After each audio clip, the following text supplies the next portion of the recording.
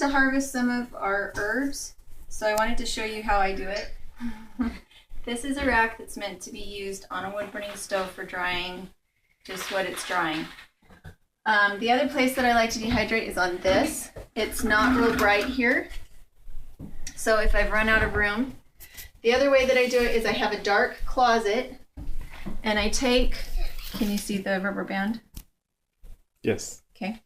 I take pretty rubber band. This is mint, and I'll cut it all up and rinse it just a little bit, because I know that in some places I have used rabbit manure tea. So I rinse it really good with cool water. If you use warm or hot water, you will wilt your plants and you lose your aromatic oils if you rinse with hot water. So I wrap it around, and then I go and stick it on a hook inside a dark closet. All of these will go in dry, clean mason jars with the lids on, and they'll last for probably 2 years. So once I have this ready, I get a bowl,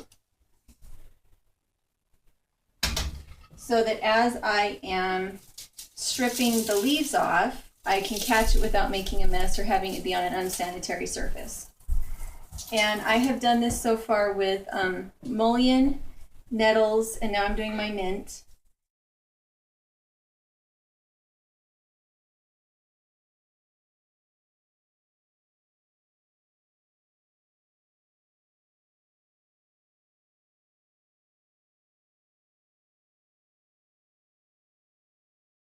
And you take the new leaves, the rosettes is what they're called, the new rosettes, the New Year's growth, and I leave some.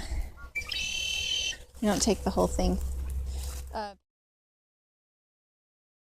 guys, so I just went and harvested my mullein out of the greenhouse, and this leaf is a little bit bigger than what is optimal.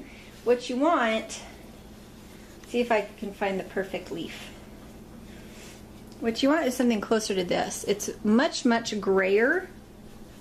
This one's even better. And much, much fuzzier. You want it at its rosette stage rather than its big old leaf stage. But I'm going to harvest the big leaves anyway because they're still a little bit fuzzy. And we go through this a lot if we're around normal people. They have this rib in them. And what you want to do is split your way down that rib, because if you don't, that's the part that won't dehydrate properly. So you just want to open it up and split it down that rib. I learned that from Rico at Horizon Herbs, who I get all my herbs from, all my herb seeds.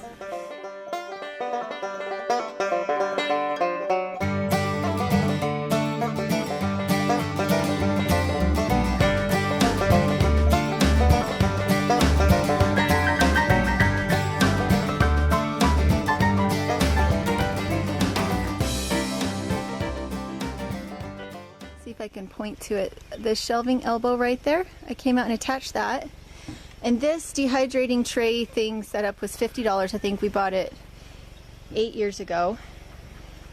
These are the trays, and again I took hot glue and attached these strings to the trays, because otherwise the trays fall out.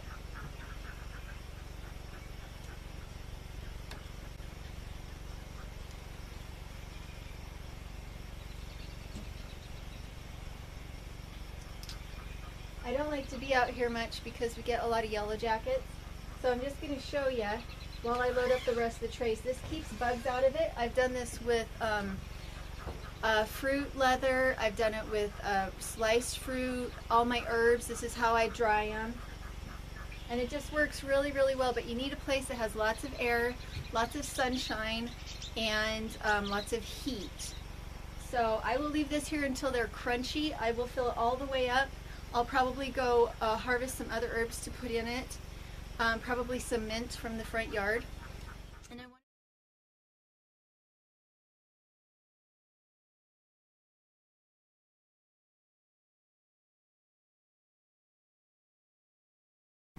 so I boil, and it has to come to a boil. It can't just be a simmer, it has to come to a boil.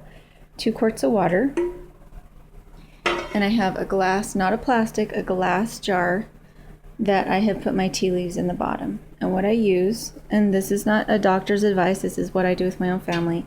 I use my mullein that I harvested during the spring. And what mullein does is it's a lymph drainer, and it's good for any respiratory difficulties. That's what it's for. I have my mint that I harvested.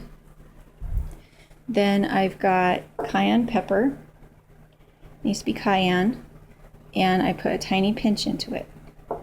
And I have powdered ginger. Fresh ginger would work well as well, but I didn't have any. So a little pinch of ginger. About a teaspoon of stevia herb. And then it has to steep for a long time. In order for that mullein to really get into the tea, it has to steep for a long time. And then what I'm going to do is I'm going to add lemon juice and some honey. And again, what this will do is it'll make, especially the cayenne and the ginger, is going to make their sinuses and their lungs sweat, and they'll get some phlegm so they can work it up.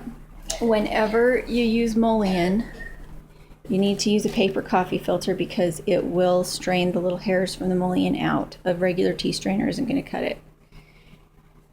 And this is what I strain it into so that it's easy to pour. So if I'm not available, the girls can get themselves some tea. You can see there's a little bit left in the bottom. And then you just take a funnel and put it here, and then a coffee filter, and drain it through. It'll take a long time. It's a slow drain, but especially with the cayenne pepper in it and the lemon juice, it really helps to break things up. You know, use your own wisdom in what you give to your kids and to your family, but this is what I do for mine. What the girls have done, they found a couple of birds' nests and put quail eggs in them, hoping that they would hatch. So anyway, there's that.